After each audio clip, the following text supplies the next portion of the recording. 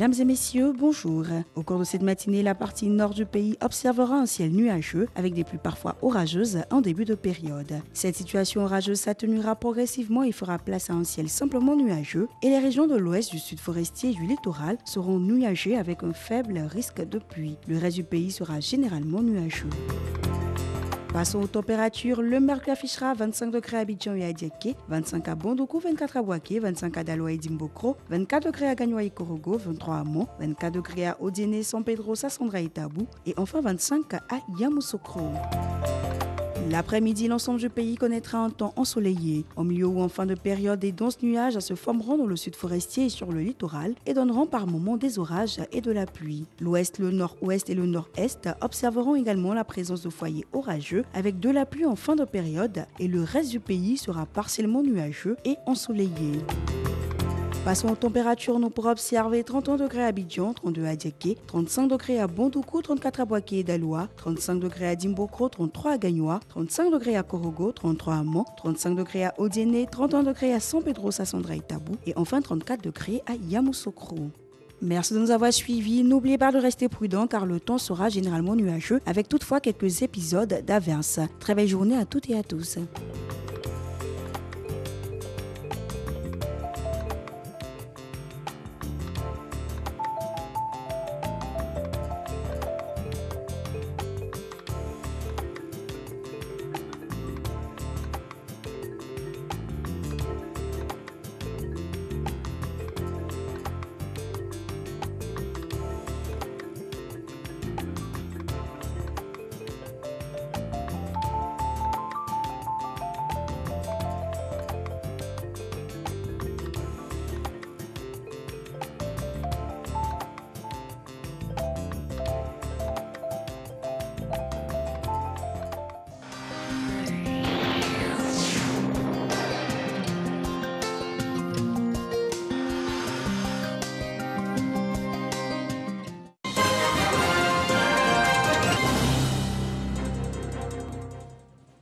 Retour de l'information, bonjour à toutes et à tous, bienvenue dans cette édition.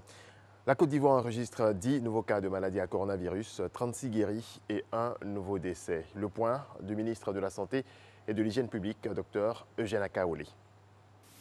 Le ministère de la Santé et de l'Hygiène publique a enregistré ce lundi 18 mai 2020 10 nouveaux cas de Covid-19 sur 305 échantillons prélevés, soit 3,2% de cas positifs, 36 guéris et un décès. Nous avons déploré hier un décès survenu dans un établissement sanitaire privé.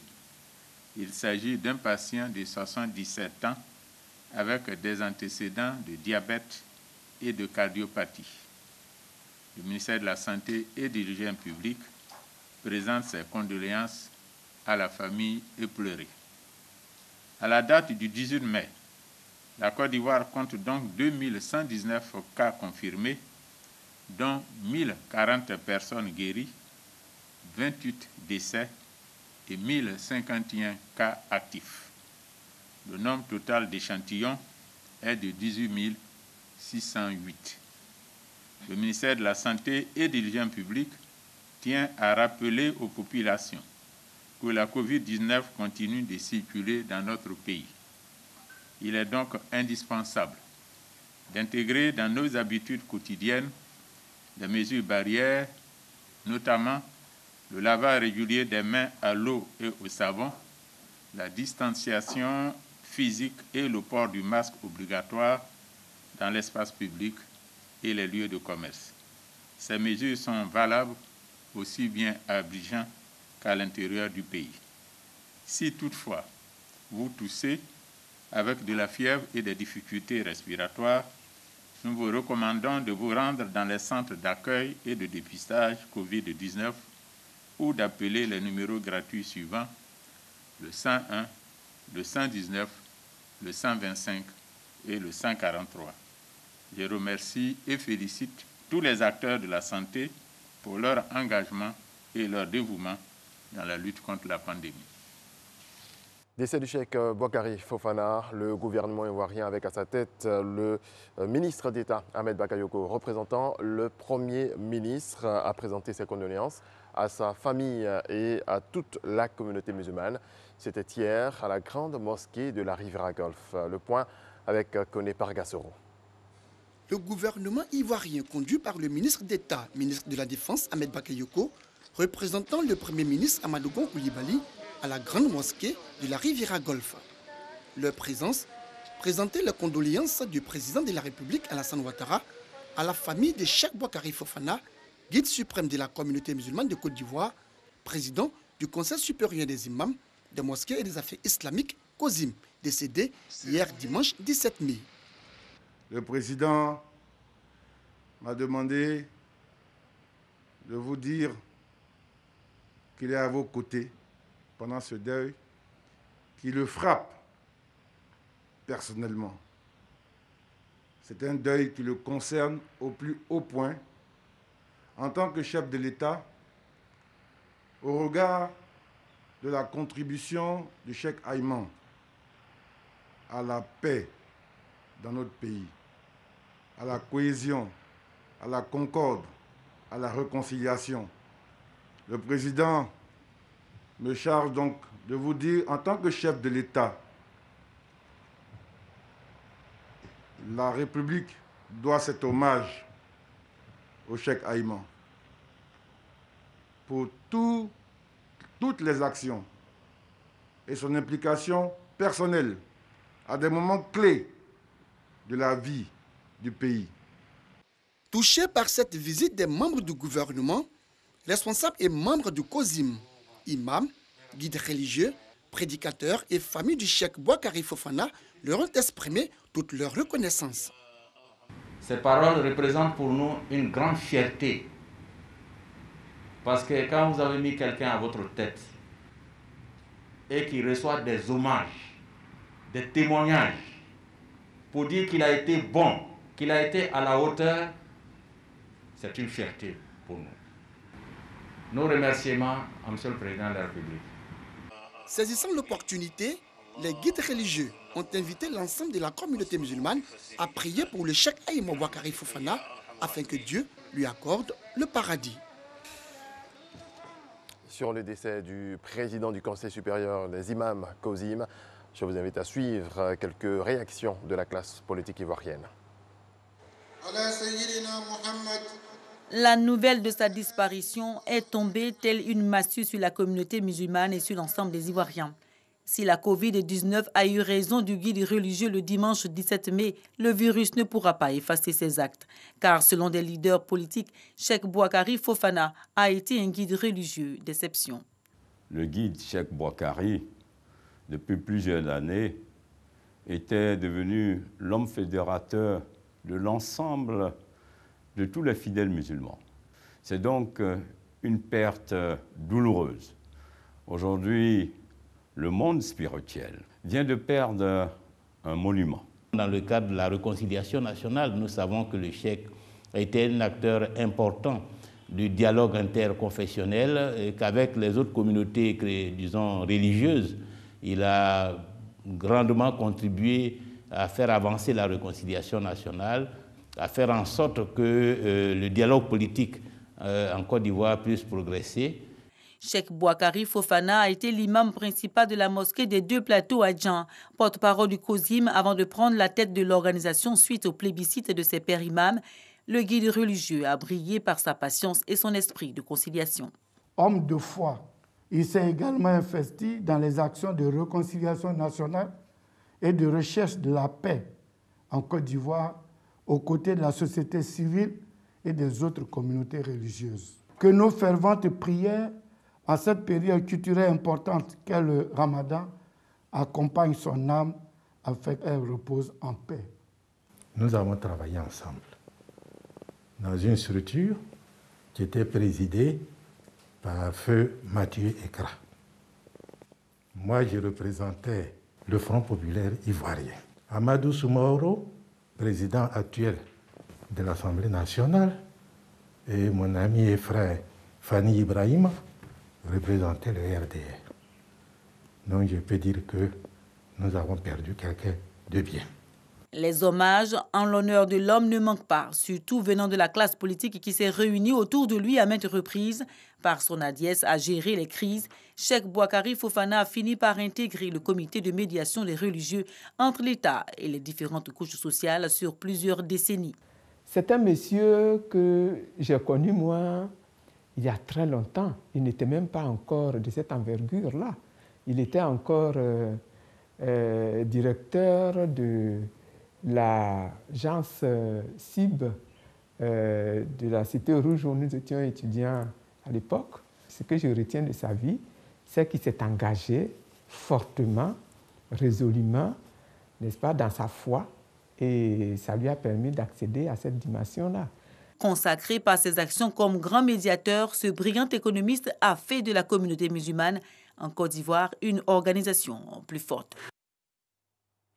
Tout autre sujet, les élèves des villes de l'intérieur du pays reprennent le chemin des classes. Les écoles ont rouvert leurs portes hier, conformément aux nouvelles dispositions du Conseil national de sécurité. Rendons-nous donc à Boaké et à Korogo.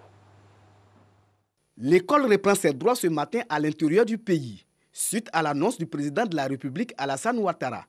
Au groupe scolaire Irdo, la rentrée est effective avec des dispositions spécifiques. Chez nous, nous avons décidé que ce soit les 6 classes qui reprennent. Sauf que chaque classe est scindée en 2. Le premier groupe fait cours le lundi et puis le deuxième groupe fait cours le mardi. De telle sorte que chaque enseignant reste avec ses élèves. Nous, on estime qu'en faisant ainsi, l'enseignement sera efficace. Au lycée Jeune Fille de Boaké, les consignes sont appliquées dans des strictes mesures. Nous respectons les mesures de distanciation et dans chaque classe, il y a un gel désinfectant sur le bureau de chaque professeur. Les élèves ont leur cache-nez. Elles-mêmes, elles ont leur petit gel dans leur sac. Et ici, aux 2 entrées, nous avons mis le dispositif de lavage de mains et les gels désinfectants. Au lycée technique, les cours ont effectivement commencé. Le souci majeur est comment sauver l'année scolaire en cours. Nous avons déjà un avantage puisque nous avons fini le premier semestre depuis le mois de janvier. Donc, nous avons arrêté le cours ici le 17 mars. Donc, nous avons une bonne avance. Pour le reste, nous attendons le calendrier du gouvernement. Et nous avons fait une réunion avec les professeurs au cours de laquelle nous leur avons dit les méthodes pour aller à l'essentiel. Les apprenants et les enseignants se réjouissent de la réouverture de l'école. Nous avons commencé par les séances de révision pour les mettre dans le bain. Parce qu'après 2 mois et demi de repos, ce n'est pas facile. Alors, il faut aller doucement avant d'atteindre la vitesse de croisière. Je suis très content de revenir à l'école. Nous devons préparer les examens finales. Avec les masques, les cache-nez là, en tout cas, personnellement, moi, ça me fatigue. Mais nous sommes obligés de les faire pour pouvoir se protéger et protéger les autres contre le coronavirus. C'est le 16 mars 2020 que l'école a fermé ses portes à cause de la menace du coronavirus. Cette pandémie qui défie la science. Un mot de football dans cette édition. En Espagne, les joueurs de l'Atlético Madrid participent pour la première fois à un entraînement collectif par petits groupes, conformément au protocole sanitaire mis en place par la Liga en vue d'une reprise en juin du championnat. Le championnat paralysé depuis plus de 2 mois par la pandémie de nouveau coronavirus. On termine au Nigeria, au moins 20 civils ont été tués et 14 autres blessés dimanche dans une attaque menée par des combattants de Boko Haram contre un village du nord-est du Nigeria. Les insurgés, arrivés à bord de plusieurs pick-up, ont tiré au lance-roquettes sur le village de Gajigana dans l'état du Borno, en proie à une insurrection djihadiste qui dure depuis plus de 10 ans, alors que les habitants s'apprêtaient à rompre le jeûne du Ramadan. Voilà, c'est tout pour ce 6h30. Excellente journée à toutes et à tous. Je vous laisse avec Alix pour la suite de Matin Bonheur. Merci Régis pour cette passe. Bonheur toujours décuplé d'être en votre compagnie pour vous servir encore un autre matin. Aujourd'hui, nous aurons bien sûr à traverser plusieurs articulations de notre conducteur qui est teinté du sceau du droit. Mardi, nous parlerons du droit, précisément de la Covid-19 et de droit des assurances, car il faut savoir que cette maladie rime indubitablement avec la baisse des performances des entreprises qui se retrouvent asphyxiées et qui peinent à faire face à leurs différentes charges fixes. Et donc, malgré toutes les mesures de soutien déployées par les pouvoirs publics, beaucoup reste encore à faire. C'est tout naturellement qu'elles se dirigent vers leurs assureurs pour avoir des solutions. Mais une question survient tout de suite, c'est de savoir, dans cet état de crise pandémique généralisée, quelles sont les prérogatives légales des assureurs et quelles sont les actions concrètes et pertinentes qu'elles mènent pour la lutte contre le coronavirus. Mais ce sera le substrat de l'échange que nous aurons dans quelques instants avec Maître Koné-Kiobien qui est déjà présent dans ce studio pour vous. Le temps pour nous de vous partager quelques informations. Il faut savoir notamment qu'aujourd'hui nous sommes au 140e jour de l'année 2020 qui a commencé et qui nous piétine un peu. Mais il faut garder espoir et l'espoir fait vivre. La vie passe également par le fitness.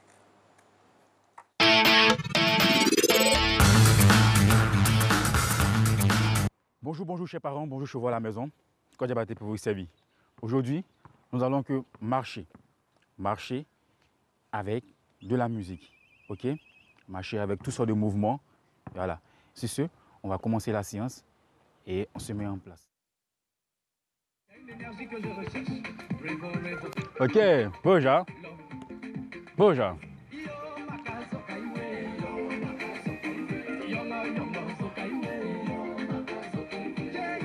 Alors, marchez toujours. On reste sur place. On va aller rapidement. On bouge. Bouge. Continue. Toujours. Avance. Avance. Avance. Recule. Recule. Lève bien la jambe. Recule. Avance, avance. Lève bien la jambe. Et recule. Marche. Bouge. On va changer de côté. Là. Mouche. Allez. On marche. Et on avance. Recule. Avance. Change. Change de côté. Ok. Marche toujours. On fait face. Maintenant, mouvement simple. Ok, on sort les mains. Ok. Lève. Bouge, Continue. Bouge. On continue de marcher. Ok. Changer de sens. Change.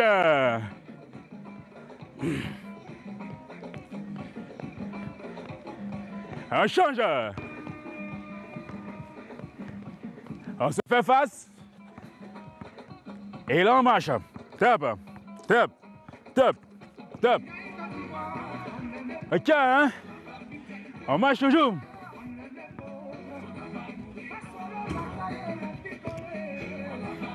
Ok, ça peut aller. Ok. Doucement. Là. Sur place. Bouge. Avec mouvement de main. Continue. Bouge. On va alterner à tourner avec ça. On tourne. Ok. On tourne encore. Toujours. Bouge. On tourne toujours, on continue. Ok, continue. Bouge. Continue. Bouge. Ok, reste là. Bouge. Ok. Et marche, récupère. Ça peut aller. Recule. Et avance. Recule. Et avance. Ok. Bouge là. Bouge. Marche. Marche. Marche. Marche. Simple mouvement. Levez la main là. Bouge. Lève encore la main en avance. Avance. Avance. C'est la marche seulement. Avance seulement. Aujourd'hui, on marche. Bouge. OK. Grandis. Sur la pointe des pieds. OK. On va décaler. Pause. OK. Bouge là. OK. Continue. Bouge là. Mets à la taille. OK. Des grands pas. On reste sur place. On rejoint les jambes.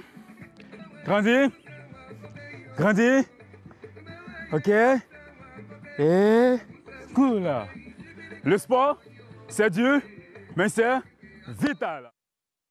Voilà, la vie que nous voulons partager au travers de ce programme aujourd'hui et célébrer aussi une naissance. Elle a 2 ans, elle c'est Anassé Marie-Line Grasse qui voilà, nous offre ce petit sourire-là depuis maintenant 2 années avec beaucoup de bonheur. Lui n'est pas né aujourd'hui, il fait partie du contingent joyeux du mois d'avril. C'est monsieur Renaud Kobia qui a essayé de sélectionner quelques journaux pour vous en donner l'essence de l'information dans sa revue de presse.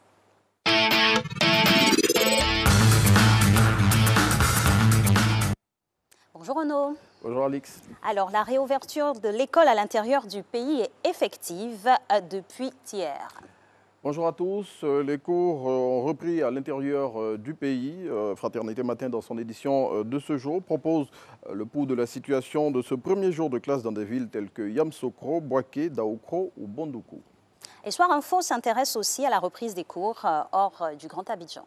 Oui, à ce sujet, le confrère fait de graves révélations sur des chefs d'établissement aux pratiques très peu orthodoxes. À côté de cela, le quotidien lève le voile sur quelques difficultés liées à cette reprise dans le contexte du coronavirus. Il cite notamment le difficile respect des mesures barrières qui représentent un risque réel d'importante contamination.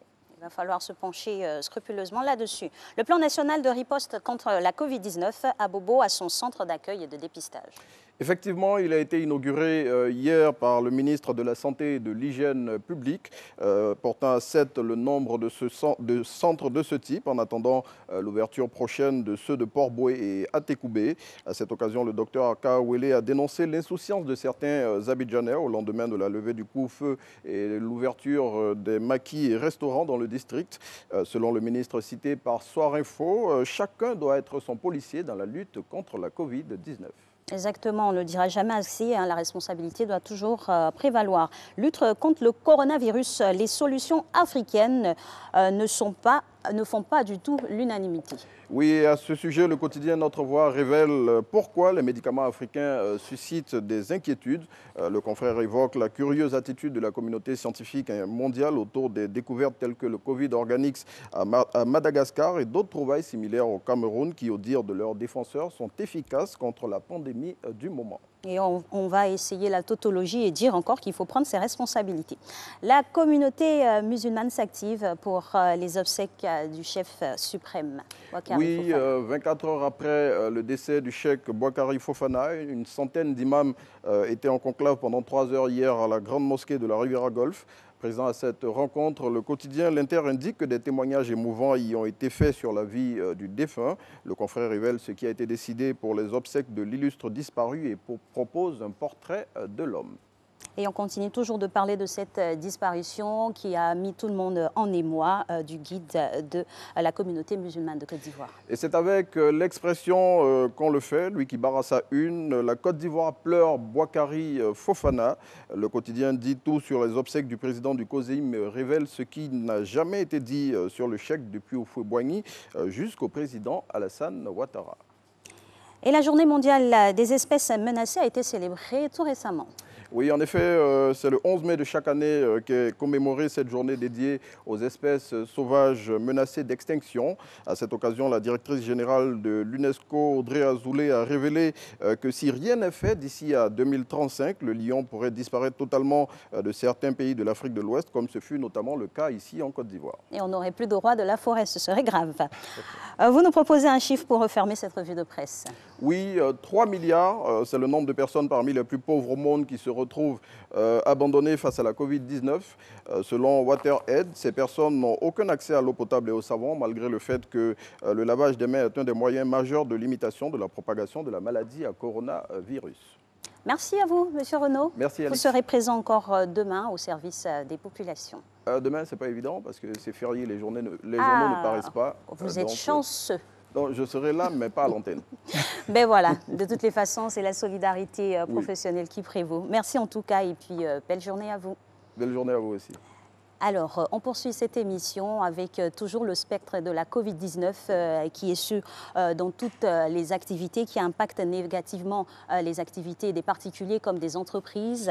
Aujourd'hui, les assureurs sont sollicités de part et d'autre, mais quelles sont les dispositions qu'elles ont prévues pour faire face à cette situation de pandémie généralisée, Covid-19 et droit des assurances? Nous en parlons tout de suite et maintenant.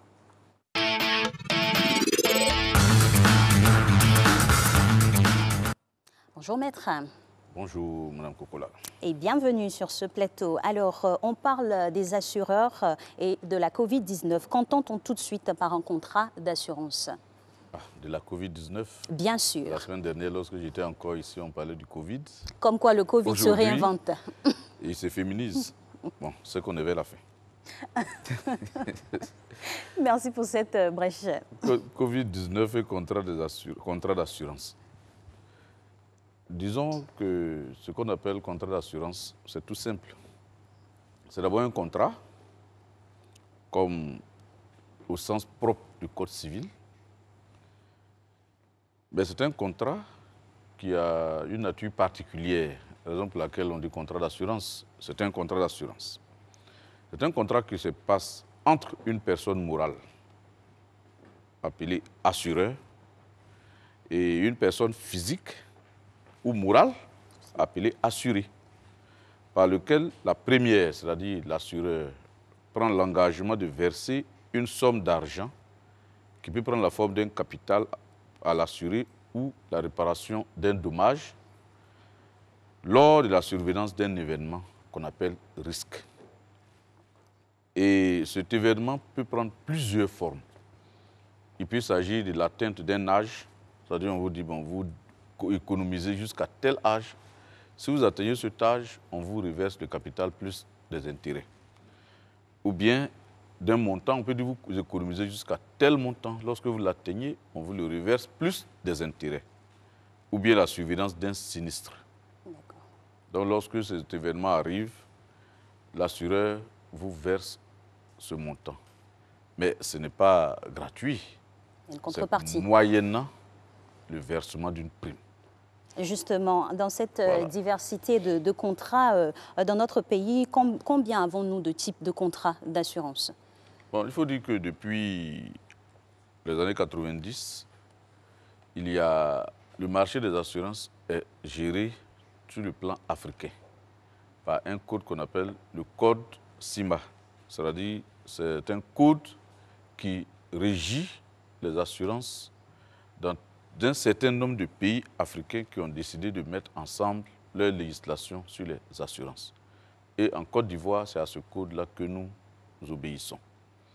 Et il y a les assurances de personnes, il y a les assurances de dommages, mais il se trouve que ce code exclut les assurances maritimes et puis les assurances sur faculté. C'est-à-dire que lorsque vous importez un véhicule en tant que marchandise transportée, vous devez prendre une assurance. On appelle les assurances sur faculté. Il y a les assurances des personnes, les assurances sur la vie, et ainsi de suite. Et puis il y a les assurances de dommages. Et il y a ce qu'on appelle les assurances obligatoires, qui sont les véhicules terrestres à moteur. Et donc vous voyez qu'il y en a plusieurs. Oui. Voilà. Il y a plusieurs types de contrats d'assurance. Alors, vous avez invoqué le risque. Quels sont donc les risques assurables et qu'entend-on par exclusion également? Bon, les risques, il faut dire que dans le contrat d'assurance, les risques sont prévus sur le plan standard. On vous dit, voilà les risques que nous assurons, voilà ce que nous n'assurons pas. Mais comme risque assurable, il faut dire que c'est le risque prévu par les parties au contrat. C'est-à-dire les parties, lorsqu'elles concluent un contrat d'assurance, prévoient des risques assurables. Ça peut être le risque incendie, l'incendie de son magasin, de son champ, ainsi de suite. J'ai oublié de lui en parler, il y a les risques agricoles. L'avènement des criquets pèlerins qui peuvent venir détruire toute une récolte. Et ces récoltes-là peuvent être assurées. Vous avez une belle plantation, vous pouvez l'assurer contre l'incendie. Vous pouvez l'assurer contre d'autres risques. Donc, le risque assurable, c'est le risque prévu par le contrat d'assurance. Mais à côté de ces risques-là, il peut y avoir des exclusions. Et ces exclusions sont prévues par l'article 207 du Code des assurances, c'est-à-dire le Code CIMA. Et parmi ces risques, nous avons les risques autorisés, qui sont les exclusions autorisées, qui sont les exclusions. Par exemple, vous conduisez sans permis de conduire. Ça, on ne peut même pas assurer. C'est un délit. Oui, oui. Mais vous conduisez sans permis. Bien sûr, c'est un délit. Vous n'avez pas le permis, vous n'avez pas l'âge d'avoir le permis, vous conduisez. Non, ça c'est un risque qu'on ne peut pas assurer. Et puis, il y a d'autres exclusions qui sont valables pour les cas de véhicules qui transportent un certain type de produits. Vous transportez des bouteilles de gaz en bas centaines. Bon, pas que les transporteurs officiels de bouteilles de gaz ne sont pas assurés ainsi. Ça, c'est une assurance particulière. Mais si votre voiture, qui est votre voiture de circulation, votre voiture que vous prenez pour aller au travail, on vous voit transporter des centaines de bouteilles de gaz ou bien des produits ionisants ou bien en tout cas des choses qui ne doivent pas être transportées dans le véhicule, l'assureur ne va pas assurer ces risques-là. Il y a aussi des faits dommageables qui sont causés par des véhicules, par des substances explosives. On revient à la même chose. Oui. Et puis, il y a des risques aussi il y a des risques exclus lorsque le risque est causé par l'assuré lui-même. C'est ça qu'on appelle la faute de la victime. Vous prenez le sens interdit. Vous ne pouvez pas être couvert. Et vous vous suicidez dans le cadre d'une assurance sur la vie. Parce que vous estimez que... Bon, les clauses sont biaisées, du coup. Justement, les clauses sont biaisées.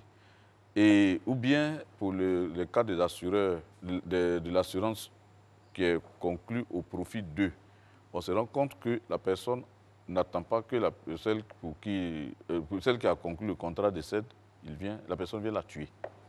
S'il y a un assassinat de celui qui doit recueillir la prime, non, on ne peut pas vous reverser cette prime parce que c'est vous qui avez provoqué la mort de celui qui vous fait cette faveur-là. Donc ici, vous voyez qu'il y a plusieurs exclusions. Mais toujours est-il que dans les contrats d'assurance, il y a des exclusions déjà prévues. Lorsque vous concluez le contrat, on vous dit tel élément ne sont pas pris en compte. C'est comme même dans l'assurance maladie, il y a des maladies qui sont exclues. Pour ceux qui ont l'habitude de faire l'assurance maladie, vous allez à l'hôpital, on vous dit non, ça, l'assurance ne prend pas en compte ça, oui. C'est ça les exclusions. Notamment dans le cadre sanitaire, nous allons y revenir dans quelques instants, le temps de marquer une brève pause pour la publicité.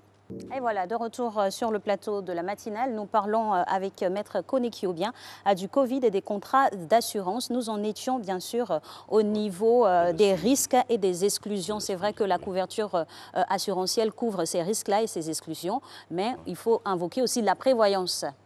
Oui. Mais justement, donc, quel que soit le type d'assurance, on vous dira tel risque est exclu. Je vous prends le cas, en fonction de l'assurance, vous verrez des risques exclus. Je vous prends le cas des assurances de dommages. On vous dira lorsque la faute provient de la victime, le risque ne peut pas être couvert. On vous prend le cas de l'assurance pour les transports terrestres, les véhicules terrestres à moteur. On vous dit que le conducteur n'est pas compris dans les personnes couvertes. C'est seulement les passagers. Et on vous dit, si vous transportez un certain type de produit, vous ne pouvez pas être couvert, notamment des armes, lorsque vous n'êtes pas autorisé un véhicule de transport d'armes, des produits explosifs, ainsi de suite. Il y a une certaine liste qui est bien déterminée, que nous n'allons pas avoir le temps de citer ici sur le plateau. Et vous prenez les articles 206 et 207 du contrat du Code CIMA sur les véhicules terrestres à moteur, l'assurance des véhicules terrestres à moteur, vous allez voir un certain nombre d'exclusions. Mais seulement, il faut partir du fait que lorsque la faute est commise par la victime, elle ne peut pas être couverte. Parce que Le principe de l'assurance, c'est l'aléa. À partir du moment où l'événement n'est plus aléatoire et qu'il est provoqué par la personne qui est assurée, elle ne peut pas être couverte. Tout de suite, Maître, vous avez parlé et invoqué le principe de l'aléa. Oui. La Covid-19 s'inscrit dans quel principe? Du coup, c'est un risque assurable ou une exclusion? La Covid-19 en tant que telle, c'est un mal, c'est une pandémie.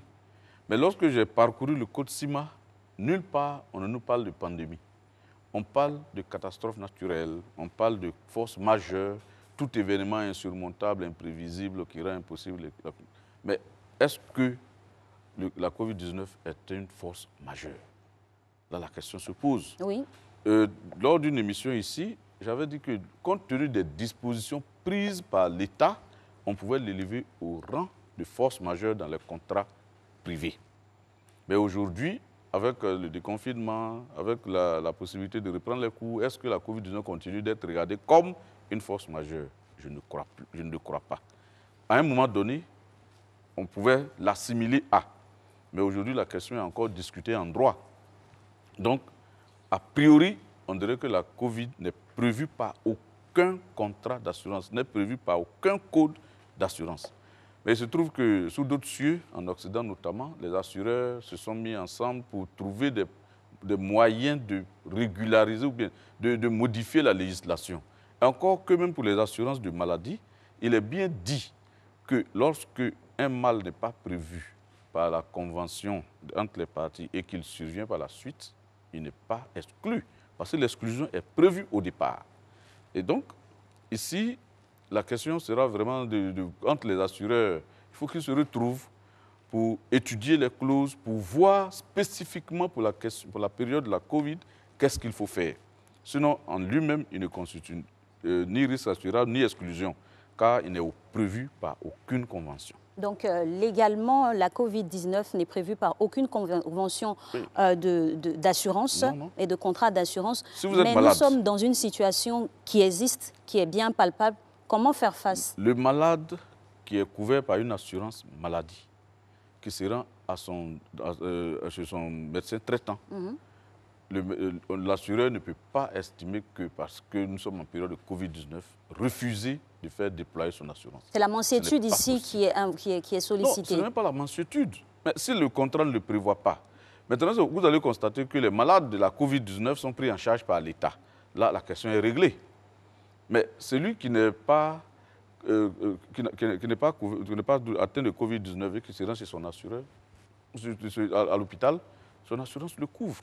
Maintenant, s'il savait même qu'on le soigne sans savoir qu'il a la Covid-19, il va être soigné, l'assurance doit le couvrir. Vous comprenez? Donc, aussi, à l'inverse, l'assureur ne peut pas estimer que, comme nous sommes en période de Covid-19, je ne paye pas les primes, parce que si je suis malade, l'État me prend en charge. Non. C'est lorsque vous avez la Covid-19 que l'État vous prend en charge. Justement, pas lorsque vous avez votre palu. Justement, Maître, là, on est dans... Lorsque vous avez le palu, il n'appartient à personne. Justement, dans cette situation sanitaire où on a affaire à une maladie, on peut tomber malade, mais il y a d'autres effets de la Covid-19 sur les entreprises, notamment la perte des ressources dues à l'arrêt de leurs entreprises et tout ça. Absolument, comment les assureurs peuvent prendre une part active là-dedans? Parmi les exclusions, on avait prévu les catastrophes naturelles, on a prévu les cas de force majeure. Donc la question que j'ai... On revient toujours à la même question. Est-ce que la Covid-19 doit être regardée comme un cas de force majeure? La question est posée. La question est posée. Certains juristes ont estimé que l'événement n'étant pas en lui-même de nature à mettre fin aux activités, on ne pouvait pas le regarder comme un cas de force majeure. Mais lorsqu'on regarde les mesures qui ont été prises par l'État, c'est-à-dire on voyait plus le fait du prince que le cas de force majeure. Mais le fait du prince, est-ce que le fait du prince est pris en compte par les contrats d'assurance? Il faut lire le contrat. C'est dans ce moment-là qu'on va interpréter les exclusions qui sont prévues.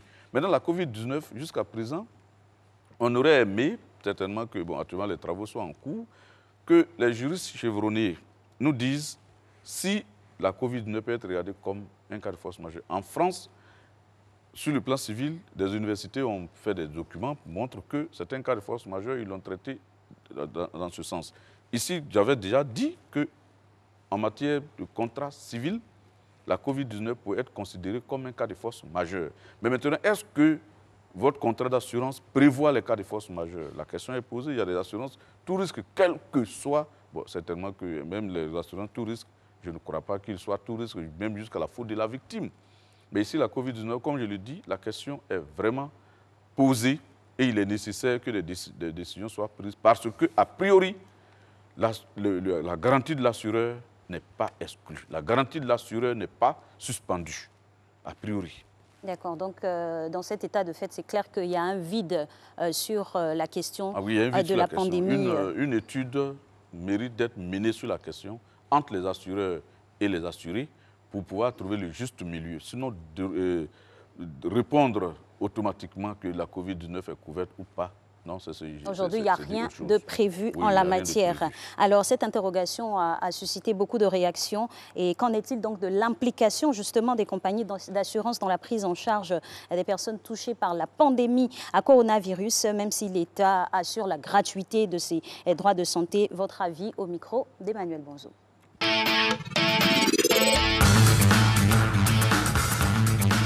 Vu que c'est une pandémie mondiale et que nous ne maîtrisons pas la situation en tant que telle, nous n'avons pas aussi les moyens suffisants pour combattre cette pandémie. Je pense que l'État peut emmener les assurances à nous trouver une assurance pour cette pandémie. Déjà à partir de la consultation jusqu'à l'achat des médicaments et si possible même à l'hospitalisation. Même si ce n'est pas une prise en charge 100%, mais au moins, il faut que l'État contribue plus pour que la population soit moins redevable à cette pandémie. En fait, disons, c'est une crise. C'est une crise qui touche tout le monde entièrement. Donc, les assureurs auront vraiment du mal à supporter tout ça. Les assureurs se servent des différentes cotisations. Donc, lorsqu'on parle de pandémie, lorsqu'on parle de crise, toute activité est touchée. Donc, il y a forcément une baisse économique. Moi, je pense que c'est toute la prise en charge qui doit être supportée par les assureurs. Parce que ce soit les médicaments, les hôpitaux et tout, ça revient à un énorme budget, donc forcément, cette prise en compte-là sera lourde encore. Effectivement, oui. Parce que là, l'assurance nous permettra d'être mieux suivis, de bénéficier, je dirais, gratuitement des soins. Donc, je dis oui, c'est tout à fait normal et c'est tout à fait bien si des personnes malades bénéficient de l'assurance. Ça va aussi dépendre des moyens que met l'assurance pour que tout le monde soit satisfait.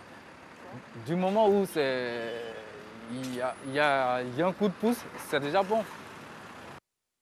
Voilà, nos interviewés sont tous d'accord sur le fait que les assureurs devraient être impliqués dans la lutte contre le Covid ou la Covid-19 surtout. La Covid-19, on en revient, maître, à se dire qu'est-ce qu'il y a à faire maintenant? On ne peut pas rester aussi à être spectateur. Absolument. En France, il y a des mesures qui ont été prises. Les assureurs, vous savez, voir seulement l'affaire du côté des assurés, c'est faire preuve d'un déséquilibre dans le traitement. Voilà, d'un déséquilibre dans le traitement de la situation. Parce que les assureurs eux-mêmes, ils sont impactés par la Covid-19. Donc, en Europe, qu'est-ce qu'ils ont fait? En France, qu'est-ce qu'ils ont fait? Ils se sont mobilisés pour assurer une continuité de l'activité durant cette période exceptionnelle et accompagner les assurés au quotidien. Dans ce contexte de grandes difficultés, les assureurs ont annoncé des mesures exceptionnelles pour protéger les personnes et les entreprises les plus impactées par le virus Covid-19. Et ça, c'est chez eux. Ils ont pris des mesures. Les contrats d'assurance complémentaire santé, les contrats de prévoyance ont pu être réaménagés pour intervenir, pour aider les personnes qui sont impactées par le confinement et ainsi de suite. Bon, eux, les assureurs, chez eux, ils se sont réunis. Certainement que je n'en sais rien. Avant de venir, je n'ai pas pris l'avis des assureurs. Certainement qu'ils sont en train de se mobiliser aussi pour voir les mesures exceptionnelles qui peuvent être utilisées pour pouvoir assurer le service tout en assurant eux-mêmes leur propre survie. Je vais parler des assureurs. Parce qu'aujourd'hui, leur demander d'agir comme si de rien n'était, comme si la situation était normale, c'est de leur demander aussi d'agir de façon exceptionnelle. Ce serait assez lourd pour eux. Et que l'exception ne devienne pas la règle. La règle. Mais leur dit aussi, bon, vous ne pouvez pas, on laisse tomber, vous suspendez tout. Mais qu'est-ce qu'on fait des assurés? Aujourd'hui, l'activité a continué. les primes ont pu être payées parce que parmi les mesures qui ont été prises par l'État, on n'a pas vu quelque part qu'il fallait ajourner le paiement des primes. Ça veut dire que l'assuré est tenu de payer les primes. Mais tant qu'il est tenu de payer les primes, qu'il ne peut pas se dérober, je ne vois pas pourquoi l'assureur aussi devait se dérober. Aussi, les assurés aussi peuvent se mobiliser. On a les confédérations d'entreprises, on a des associations d'assurés dans certains domaines. Ils peuvent aussi proposer des solutions. Toujours est-il que dans l'un ou dans l'autre cas, un dialogue s'impose pour trouver le juste milieu, pour permettre à l'activité d'assurance de continuer, permettre aux assurés d'être toujours couverts et permettre à l'assureur aussi de pouvoir recevoir ces primes sans difficulté. Alors, Maître, le temps que ces différentes formalisations de concertation se fassent, est-ce qu'on ne peut pas invoquer la jurisprudence dans le cas spécifique des dispositions prises au niveau de l'Europe? L'exemple, oui. Mais puisqu'il n'y a pas de décision jurisprudentielle, il n'y a pas de décision judiciaire, on ne peut pas parler de jurisprudence, mais seulement l'exemple de la France peut s'inspirer. On peut s'en inspirer. C'est nécessaire de s'en inspirer au nom même de la solidarité internationale. Parce que lorsqu'une solution est bonne chez l'un, elle peut aussi être bonne chez l'autre, en fonction de ce que l'autre trouve à tirer comme élément intéressant pour sa propre situation. Alors, Maître, parlons des assureurs et des assurés. C'est vrai que tout le monde est impacté par la Covid-19. Est-ce qu'un assureur, c'est vrai qu'il n'y a pas eu rupture des contrats et de son exécution, peut-il quand même invoquer du fait de la situation le coronavirus pour ne pas respecter son contrat, par exemple, d'indemnisation d'un malade ou d'un dommage causé par la Covid? Non, non, non. La question est a priori non. Parce que, comme je l'ai dit, il n'est pas prévu que la Covid-19 soit un moyen pour... Donc c'est applicable pour l'assuré comme pour l'assureur? Aussi bien pour l'assuré, puisque la prime est payée. Parce que jusqu'à présent, je ne vois pas on n'a pas permis aux assurés de s'abstenir de payer les primes. Donc, naturellement, on ne peut pas permettre, tant que les primes sont payées correctement, on ne peut pas se permettre de demander à l'assureur de suspendre sa participation, sa couverture. Voilà. Et autre cas pratique, par exemple, d'un cambriolage, c'est vrai qu'on a levé le couvre-feu il y a peu, mais un cas de cambriolage, notamment dans un magasin assuré à l'heure du couvre-feu, donc peut-être le propriétaire n'a pas pu continuer sa surveillance avec ses propres moyens. L'assureur peut être sollicité pour payer des dommages? Bon, vous savez, les exclusions en matière d'assurance de dommages, on voit seulement que c'est le cas de guerre, cas de guerre étrangère ou de guerre civile. Les émeutes ou mouvements de population ou tout autre risque pris en compte par les parties. Est-ce que le cambriolage lors du couvre-feu est une exclusion? En principe, lorsqu'on dit un couvre-feu, ça veut dire que la sécurité est renforcée. Je dirais même que c'est pour le bonheur des assureurs, puisque en ce moment, le risque est anéanti pratiquement. Puisque pendant le couvre-feu, c'est la police qui a des moyens, qui a des pouvoirs étendus, qui assure. Et quand on me parle de cambriolage pendant le couvre-feu, en fait, c'est un peu anecdotique quand même. Parce que quand même, au moment où la sécurité est au paroxysme, c'est en ce moment qu'il y a un cambriolage. C'est des choses qui sont arrivées, oui, hélas. Oui, non. Je le dis pour dire que ça ne devrait pas arriver. Maintenant, si c'est arrivé, l'assureur ne peut pas... Puisque même pendant la période de couvre-feu, l'assureur... Même quand il n'y a pas de couvre-feu, on peut avoir un cambriolage. À plus haute raison, pendant la période de couvre-feu. Mais on ne peut pas dire que le couvre-feu est un risque majeur de cambriolage. Non. Bien au contraire, ça diminue le risque. Donc là, si l'assureur refuse de payer, non, l'assureur ne peut pas refuser de payer. Parce qu'au moment où le risque est accru, il couvre, mais ce n'est pas au moment où le risque va s'amoindrir qu'il ne va pas couvrir. Donc si c'est arrivé, il doit couvrir. Alors, Maître, qu'en est-il des interrogations des particuliers, notamment pour ceux dus à l'indemnisation, par exemple, de l'annulation de voyage? Quelque chose qui a été vraiment rencontré ça et là, du fait de la fermeture des frontières. C'est une réalité. Des personnes avaient déjà leur billet d'avion. Oui. Ou bien des personnes étaient en voyage. Vous prenez une assurance de voyage pour 1 mois. Et vous devez rester pour 10 jours de plus. La question, est-ce que l'assurance vous couvre? L'assureur vous dira, lors de votre voyage, vous étiez là-bas pour 1 mois. Vous ne pouviez pas aller au-delà d'1 mois. Et si cela arrivait, ce n'est pas ma faute. C'est vous qui assurez le risque. L'assureur peut vous dire, Vous avez pris votre assurance voyage, mais vous n'avez pas voyagé. Vous avez payé la prime, la période pour laquelle vous devez être couvert, la période est passée. Si vous devez voyager à nouveau, vous reprenez une assurance voyage. L'assureur peut vous dire, vous étiez sur le point de partir, le vol a été annulé, ce n'est pas ma faute. Vous voyez la compagnie parce que moi, je vous couvrais, pour que, tant que vous voyagez, je vous couvrais. Et jusqu'à présent, vous n'êtes pas venu me dire que vous ne pouvez pas voyager par ma faute ou ainsi de suite. Voilà des cas concrets, des personnes bloquées qui vont au-delà de l'assurance. Ou bien les personnes qui ont prévu des cas de maladie bien spécifiques. Il se trouve que la personne traverse une zone où elle est en contact avec la COVID-19 et un mal qui n'est pas COVID-19 mais qui est déclenché ou bien qui est aggravé par du fait de son contact avec la COVID, du fait de son confinement, ainsi de suite. Voilà des cas spécifiques, voilà des cas auxquels on a été confrontés aujourd'hui qu'on cherche à régler. Et ces questions-là, justement, qu'il faut... Ne sont pas solutionnées. Non, pas du tout. Pas du tout. L'assureur peut vous dire, autant l'assureur va vous dire que j'ai couvert la période. Mais là encore, pour les voyages annulés, on peut comprendre. On peut retourner vers l'assureur pour dire, comme on n'a pas voyagé, est-ce qu'on peut reporter puisque le contrat ne se déploie que pendant le voyage. La personne qui n'a pas voyagé peut se retourner vers son assureur pour dire, comme on n'a pas eu de voyage, est-ce qu'on peut suspendre la couverture le temps que le voyage ait effectivement lieu? Ça, c'est possible. Mais celui qui est déjà en voyage, il est parti en voyage.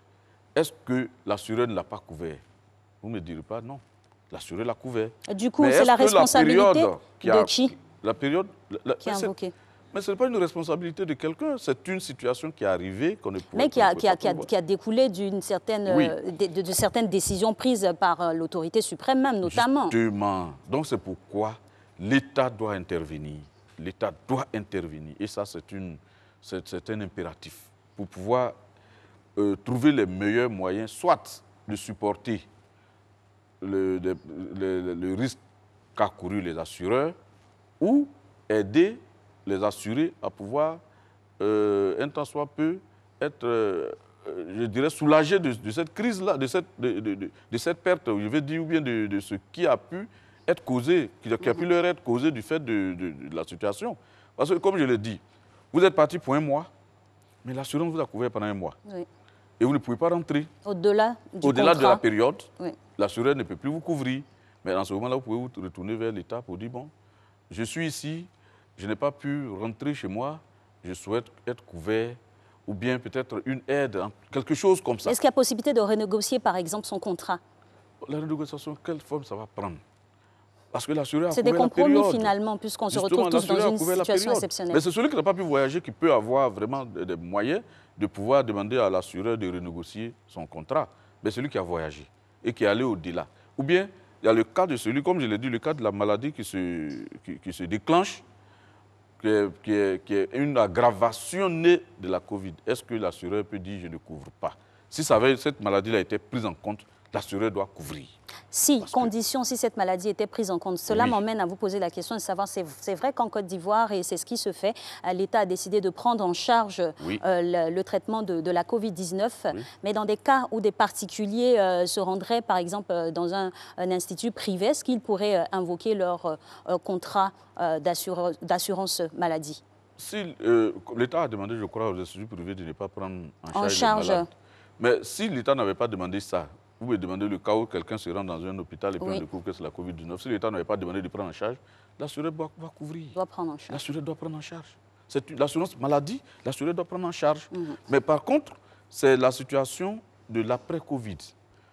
Ceux qui ont, par exemple, ceux qui ont eu la malchance de contracter cette maladie, s'ils savaient que ça cause des dommages corporels plus tard, pour des maladies qui s'aggravent, peut-être un palu qui s'aggrave, et on trouve que c'est peut-être parce que la personne a contracté la COVID-19 que le palu s'est aggravé autant. L'assureur ne peut pas dire non. Parce que si le palu est pris en charge, le palu doit être pris en charge, qu'il soit grave ou moindre.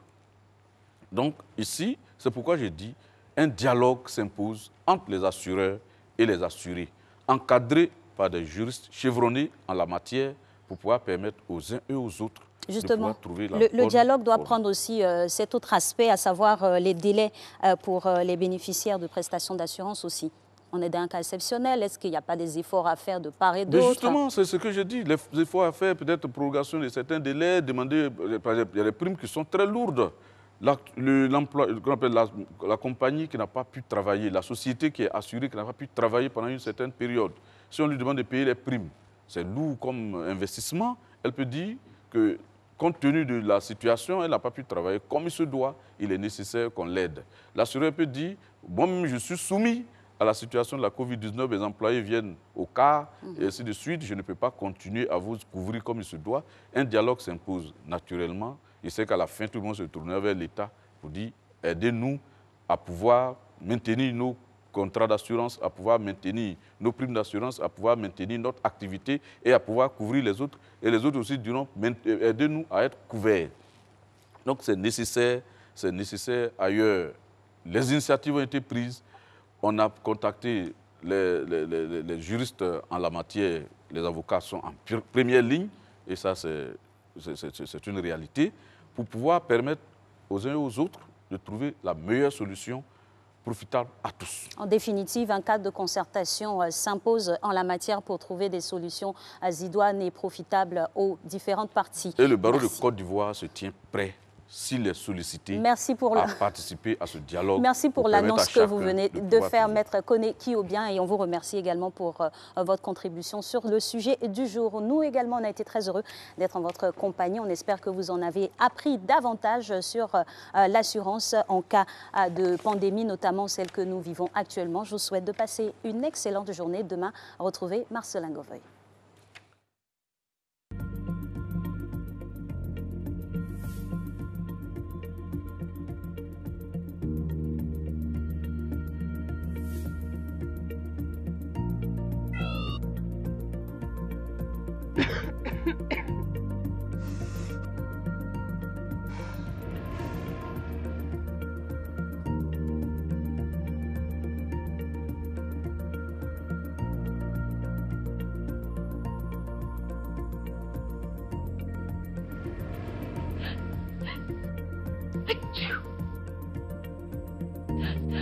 Achoo!